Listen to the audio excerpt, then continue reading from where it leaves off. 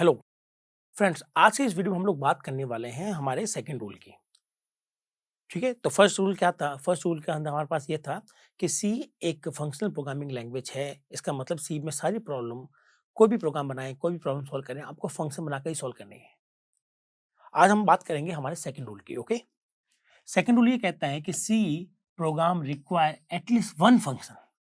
अगर आप सी में कोई भी प्रोग्राम बनाना चाहते हैं तो आपको कम से कम एक फंक्शन चाहिए। ठीक है फ्रेंड, तो इसको भी समझ लेते हैं। मान लीजिए दोस्तों, ये मेरा प्रोग्राम है। ठीक है, तो सी ये कहता है कि सी एक फंक्शनल प्रोग्रामिंग लैंग्वेज है। आपको कुछ भी करना है तो आप फंक्शन बनाइए, और आपने अगर एक भी फंक्शन नहीं बनाया तो सी सिंपली कहेगा भाई एरर है। ओके, क्यों कहेगा? क्योंकि सी कहेगा कि यार मुझे तो सब कुछ फंक्शन के फॉर्म में करना है काम, और आपने इसमें फंक्शन नहीं दिया, तो सिंपली इट टेक एरर। तो सी के प्रोग्राम बनाने के लिए एटलीस्ट एक फंक्शन तो आपको लेना पड़ेगा। ठीक है, कम से कम एक फंक्शन आपको रिक्वायरमेंट होती है। ओके, तो यहाँ पर एक फंक्शन हम लिखेंगे, तो मैं इसको थोड़ा सा बड़ा कर देता हूँ। आपको याद होगा कि हम फंक्शन कैसे लिखते हैं। ओके, तो फंक्शन बनाना बहुत आसान है। फंक्शन बनाने के लिए हमें एक नाम चाहिए। ये इसका सिंटेक्स लिख रहा हूँ ना मैं फ्रेंड, कि फंक्शन कैसे बनाते हैं, तो मैं आपको थोड़ा सा समझाई देता हूँ सिंटेक्स दोबारा। तो फंक्शन बनाने बहुत आसान है। एक तो हमें नेम चाहिए होगा, एक हमें पैरेंथेसिस चाहिए होंगे, बॉडी चाहिए होगी जिसको इसको भी कहेंगे, यहाँ पर रिटर्न चाहिए होगा, और यहाँ पर पैरामीटर चाहिए होगा। और ये जो पैरामीटर है फ्रेंड, है ना, ये ऑप्शनल है। क्या है ये? ऑप्शनल। चाहे तो उसको पढ़ लें और चाहे तो उसको छोड़ दें, ये हमारे हाथ में है। तो जब तक हम लोग एक्सपर्ट नहीं हो जाते हमारे इस कोडिंग के अंदर, तब तक कुछ टाइम के लिए, कुछ वीडियोस के लिए हम लोग इस पैरामीटर को छोड़कर चल रहे हैं। अब मैं आपको एक एग्जांपल देता हूँ फंक्शन का। ठीक है, इसको सिंटैक्स को देखते हुए मैं फंक्शन बनाता हूँ। तो जैसे मान लीजिए मुझे कोई फंक्शन बनाना है जिसका मैं नाम रखता हूँ, सपोज कीजिए WS क्यूब। ओके, तो हम लोग यहाँ पर नाम लिखेंगे WS क्यूब। नाम हमें मिल गया। ठीक है, अगर खाली WS क्यूब लिखा जाएगा तो आप जानते हो कि सी इसको क्या मान लेगा? As a variable. तो हम इसके आगे पैरेंथेसिस देंगे। ठीक है, फिर हम लोग उसको कर्ली ब्रेसेस देंगे और उसका रिटर्न हम लोग देंगे। और जब तक हमें नहीं पता कि फंक्शन क्या काम करने वाला है, क्या लौटाएगा, किस तरह का रिटर्न देगा, तब तक हमें नहीं पता। तब तक जब तक हम लोग नहीं सीख लेते रिटर्न करना, तब तक हम लोग उसको वॉइड लेके चलेंगे।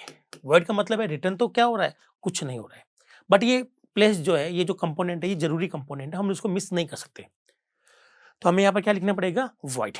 ओके, तो ध्यान से सुनिएगा दोस्तों, ये एक जरूरी कंपल्सरी एलिमेंट है, ये यहाँ आना ही आना चाहिए। अब चाहे वॉइड आए, चाहे इंट आए, चाहे कुछ भी आए, लेकिन यहाँ जरूर आएगा। तो काफी लोग ये मुझसे क्वेश्चन पूछते हैं कि सर हमने अपने प्रोग्राम में इसको लगाया नहीं है, फिर भी हमारा प्रोग्राम चल गया, एरर क्यों नहीं है, जबकि कंपल्सरी कंपोनेंट है। तो मैं आपको बता देना चाहूंगा फ्रेंड, अगर आपने यहाँ पर कुछ नहीं लिखा, सपोज करें आपने यहाँ पर कुछ नहीं लिखा, तो मैंने आपको क्या कहा कि हमारे पास में ये जो फंक्शन है उसमें ये कंपल्सरी पार्ट है जो कि लिखना बहुत ही जरूरी है। अगर आप लोग नहीं लिखते हो तो आपके बिहाफ पर कंपाइलर यहाँ पर लिखेगा। ओके, तो आपने नहीं लिखा तो बेचारे कंपाइलर को पूरी मेहनत करनी पड़ेगी, और कंपाइलर यहाँ पर क्या लिख कर जाएगा? INT लिख के जाएगा। क्या लिख के जाएगा? INT। तो अगर ध्यान से सुने तो यहाँ पर आना तो है, ये तो 100% तय है, क्योंकि कंपल्सरी कंपोनेंट है, इसको मिस नहीं किया जा सकता। अगर आपने लिखा तो अच्छी बात है, अगर नहीं लिखा तो बेचारे कंपाइलर को ये पूरा काम आपके लिए करना पड़ेगा। तो यहाँ पर वाला बहुत है। अब ये इंट करता क्या है? ठीक है, तो जब तक हम लोग थोड़ा सा और नहीं पढ़ लेते हैं, तब तक मैं इसको लेके चलता हूँ वॉइड। और वॉइड का मतलब है कि फंक्शन काम करने के बाद में किसी भी तरह का रिटर्न नहीं करने वाला। ओके फ्रेंड, जब ये फंक्शन पूरा प्रॉपर्ली काम कर लेगा तो किसी भी तरह का रिटर्न ये नहीं करेगा। ये हमने यहाँ पर नोटिफाई कर दिया है। तो ये जो हमारा फंक्शन है, ओके, हम लोग चाहे तो यहाँ पर ये भी लिख सकते हैं फ्रेंड, वॉइड। ठीक है, क्योंकि हमें कुछ नहीं लेना है, तो चाहे तो आप खाली छोड़ दें क्योंकि ऑप्शनल है, और चाहे तो आप लिख दें वॉइड। तो फ्रेंड, ये जो हमारे पास में फंक्शन है, इसका नाम क्या होगा? नाम है WS क्यूब टैग। फिर पैरेंथेसिस है, और इनपुट में क्या ले रहा है? ये एज ए पैरामीटर क्या ले रहा है? कुछ नहीं, वॉइड। और रिटर्न क्या कर रहा है? कुछ नहीं, वॉइड। बॉडी में क्या हो रहा है? कुछ नहीं हो रहा है। तो ये बन गया हमारा एम्प्टी फंक्शन। तो एम्प्टी फंक्शन ऐसा भी बनाया जा सकता है फ्रेंड। ओके, और आप लोग इसको ऐसे ही बना सकते हो, वॉइड वॉइड WS क्यूब। ठीक है, अब चाहे तो इसको छोड़ सकते हो क्योंकि ऑप्शनल है, और आप लोग आपने अगर इसको छोड़ दिया है और ऑप्शनल है तो कंपाइलर इसको लगाएगा नहीं, क्योंकि कंपाइलर को लगाना जरूरी नहीं है।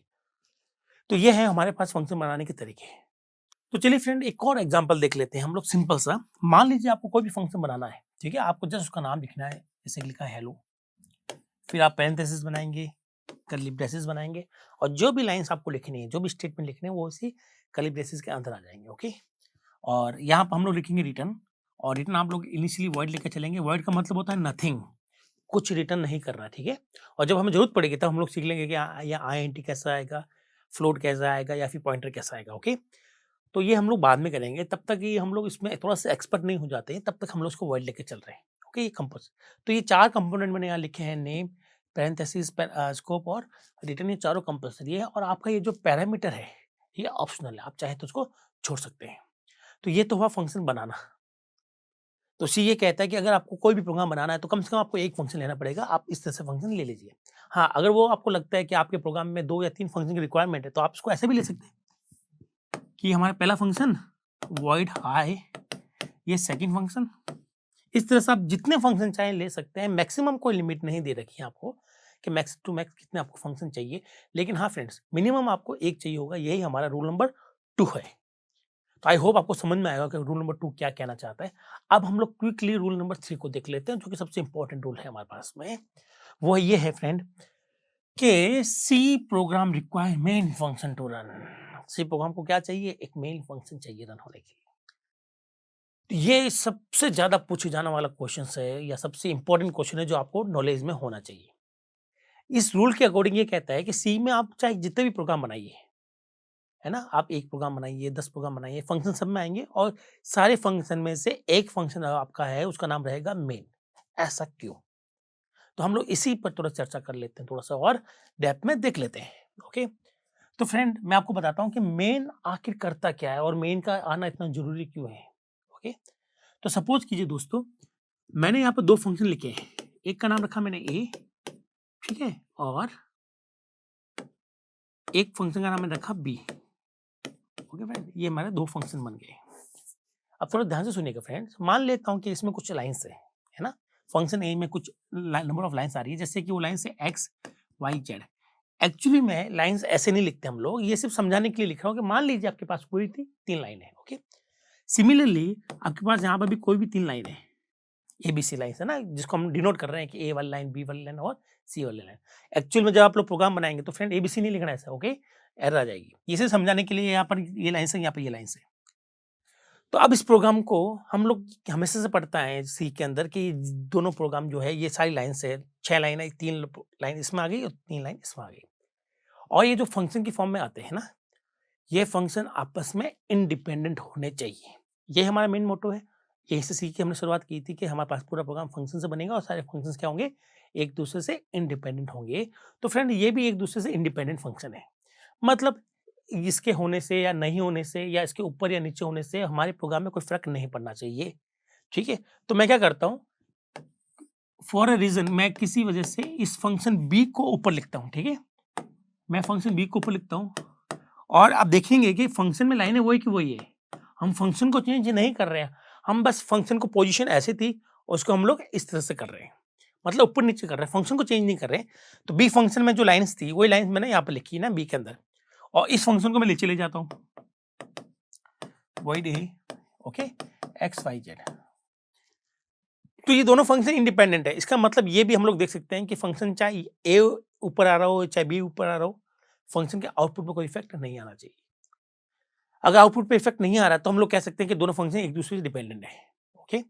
तो यही हमारा मेन मोटो है समझने के लिए कि फंक्शन आखिर इंडिपेंडेंट है। तो इसका एडवांटेज क्या है कि कोई भी फंक्शन आप कहीं भी लिख सकते हो, चाहे तो ए ऊपर आए और बी नीचे आए, या फिर आप कह सकते हो कि बी ऊपर आएगा और ए नीचे आएगा, तो इससे कोई फर्क नहीं पड़ना चाहिए क्योंकि दोनों आपस में इंडिपेंडेंट है, ठीक है।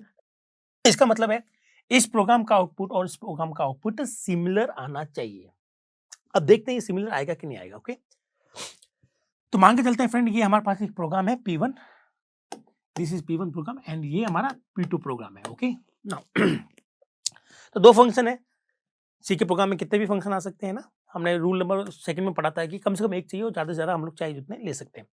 तो अकॉर्डिंग टू दिस रूल हमने 2 फंक्शन लिए। अब क्वेश्चन यहाँ पे ये आ रहा होता है कि दोनों में से कौन सा फंक्शन सी पहले रन करेगा, ओके। 2 फंक्शन है, ए नाम का फंक्शन, बी नाम का फंक्शन। तो यहाँ पे क्वेश्चन क्या आता है, यहाँ क्वेश्चन आता है कि दोनों में से पहला कौन सा फंक्शन रन होगा।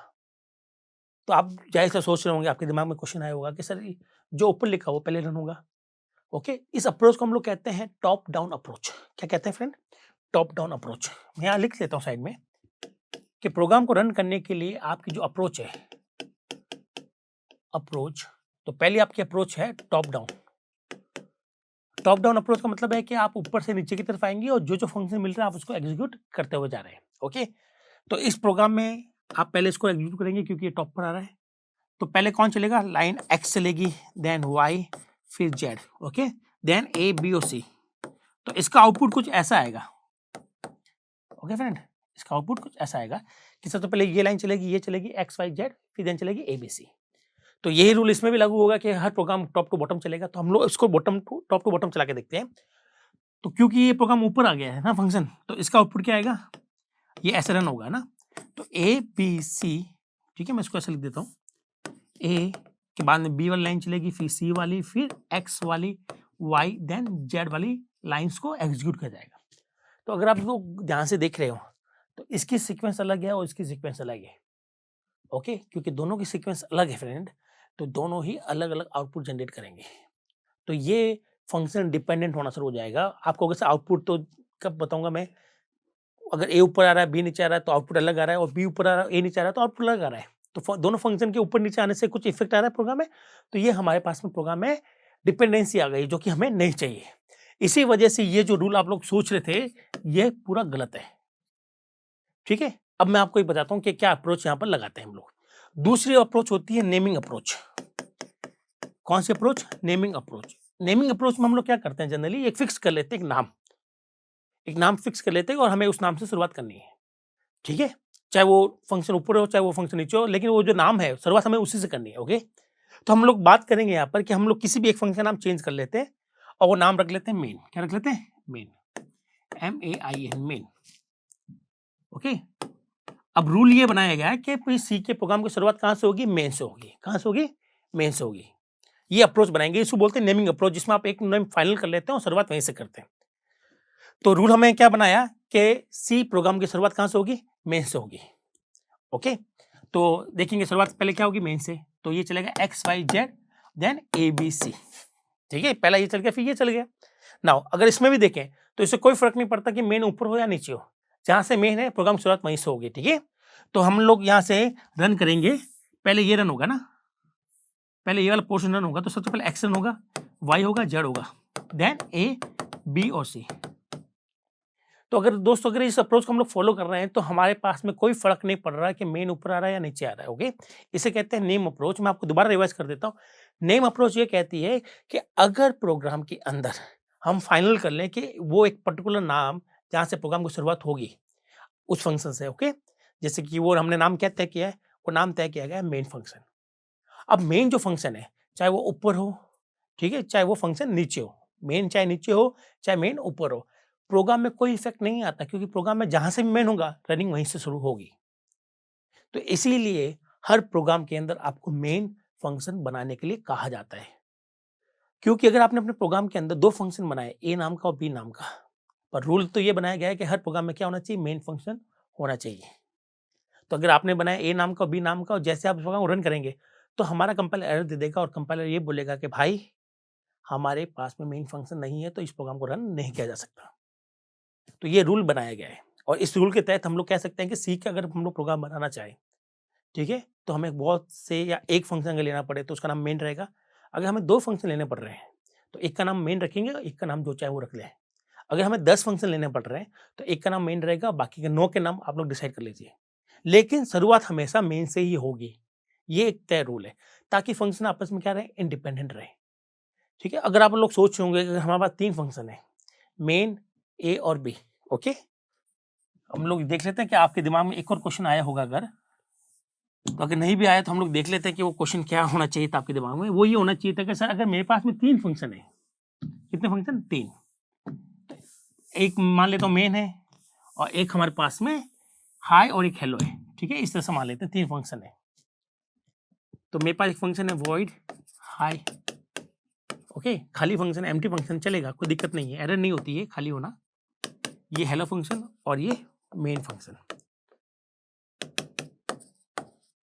ठीक है, तो अगर प्रोग्राम में केवल 2 ही फंक्शन है, ये वाले फंक्शन है ना, तो जैसे आप इस प्रोग्राम को रन करेंगे तो हमारे पास एरर आ जाएगी ड्यू टू दिस रूल, है ना। ये प्रोग्राम कहेगा कि शुरुआत मेन से होती है और पूरे कंपाइलर को कहीं भी मेन नहीं मिलेगा तो वो दे देगा एरर। क्या दे देगा? एरर। तो आपने क्या किया, आपने एक और बना दिया फंक्शन मेन नाम का। अब प्रोग्राम आपका रन हो जाएगा। शुरुआत कहाँ से होगी? मेन से होगी। कहाँ से होगी? मेन से होगी। ये बात तो बिल्कुल तय है, ठीक है। अब मेन चाहे तो सबसे नीचे हो या मिड में हो या टॉप पर, प्रोग्राम की शुरुआत हमेशा मेन से होती है। तो अब आपके दिमाग में क्वेश्चन आएगा कि सर चल ठीक है, शुरुआत मेन से हो गई, अब बच्चे दो हाय और हेलो, इनमें से कौन रन होगा? इसका भी हम लोग आंसर देंगे आने वाले वीडियोस में। ओके, तब तक थोड़ा सा इंतजार कीजिएगा जाने के लिए। अभी हम लोग ये मान के चल रहे हैं कि शुरुआत मेन से होनी, ये बात तो बिल्कुल तय है, ठीक है। तो अगर आपको कोई भी प्रोग्राम बनाना हो तो आपको एक फंक्शन चाहिए होगा। तो वो फंक्शन आप लोग क्या ले सकते हो?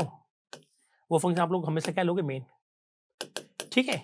अगर आपको प्रोग्राम में दो फंक्शन चाहिए तो एक तो मेन ले लीजिए और दूसरा कुछ और ले लीजिएगा। हाँ, एरर कब आएगी? जब आपने ऐसे लिख दिया हो मेन।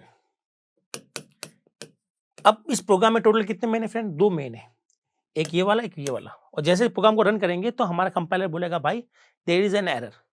वो एरर क्या है? वो कहेगा कि आपने दो मेन दे दिए, मैं आइडेंटिफाई नहीं कर पा रहा हूँ कि किस मेन से शुरुआत होगी। इसलिए कहा जाता है कि सी के हर प्रोग्राम में एग्जैक्टली वन मेन आना चाहिए, ना कम ना ज्यादा। कम है तो भी एरर है कि प्रोग्राम रन ही नहीं होगा, और ज्यादा दे दिए तो एरर है डुप्लीकेसी की, तो कंपाइलर को दिक्कत हो जाएगी।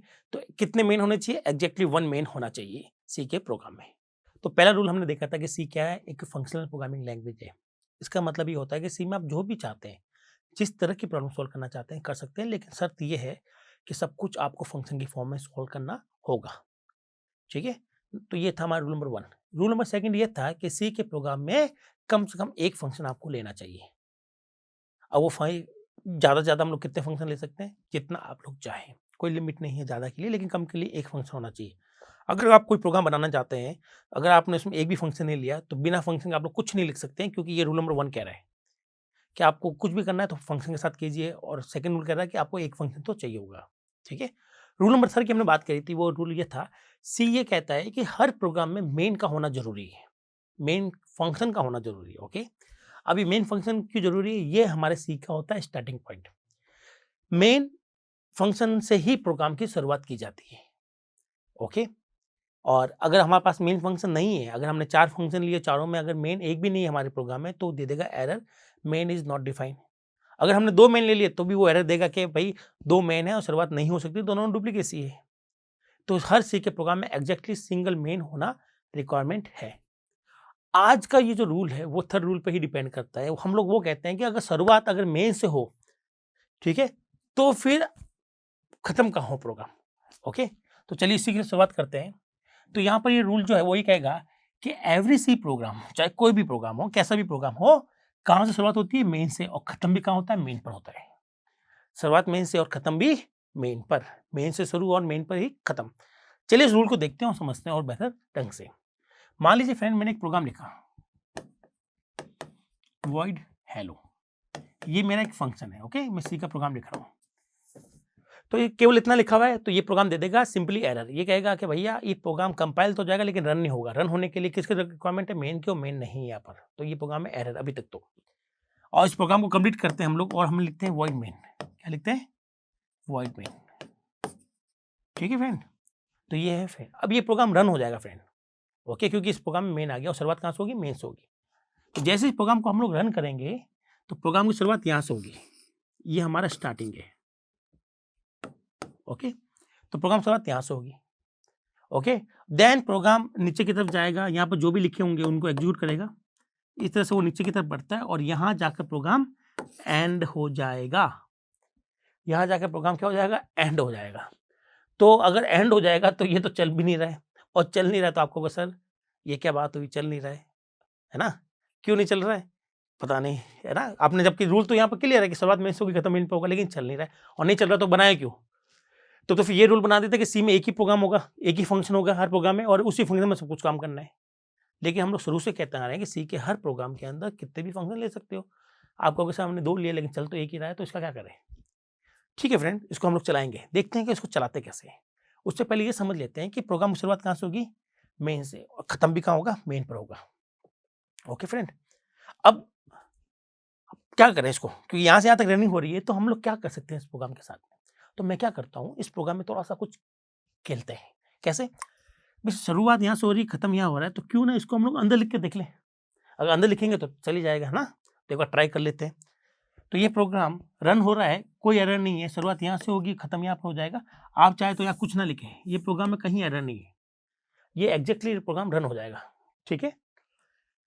लेकिन अगर हम लोग बात करें उसकी फ्रेंड्स कि ये क्यों नहीं चल रहा, तो इसको चलाएं कैसे, तो उसको शुरुआत यहाँ से यहाँ तक हो रही है, अगर इसको मैं यहाँ बीच में रख दूँ तो चल जाना चाहिए। आई होप, मैं ऐसा सोच रहा हूँ, ठीक है, पर ऐसा होगा नहीं। देखते हैं कैसे। तो इस प्रोग्राम को हम लोग थोड़ा सा इरेज कर लेते हैं। अब मान लीजिए मैंने प्रोग्राम लिखा मेन, शुरुआत मेन से हो रही है, खत्म भी मेन पर हो रहा है।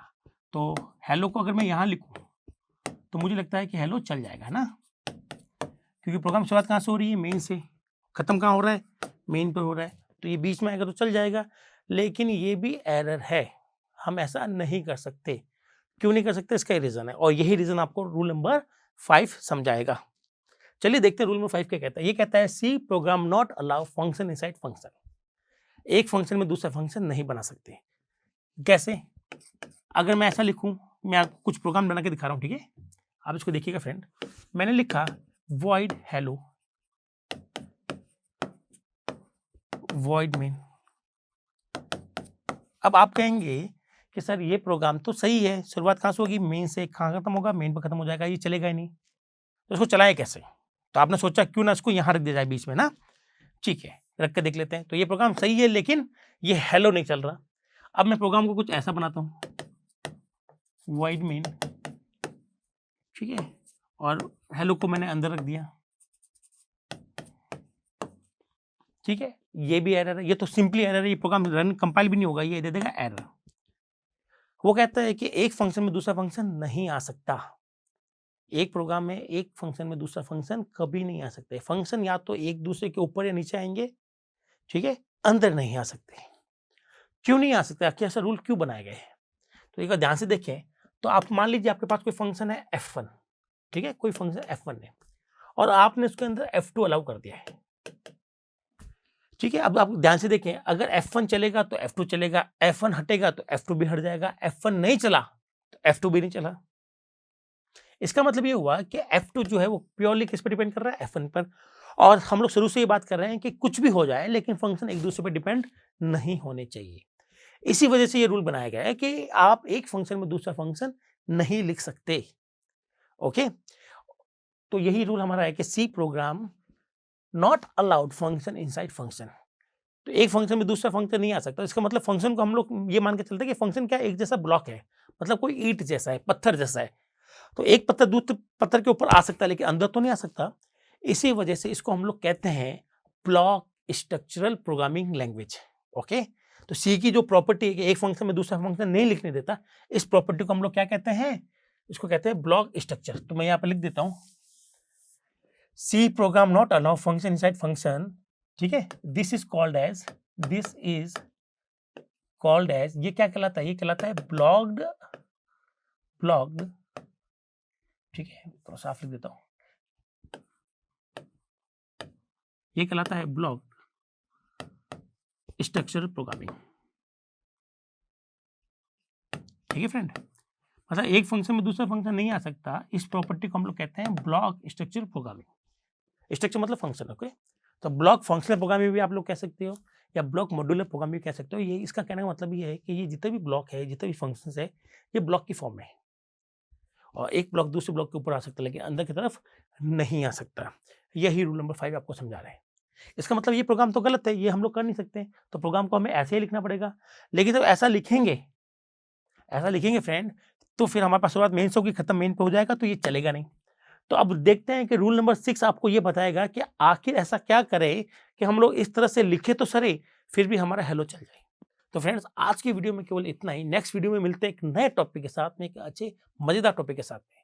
तब तक के लिए थैंक यू।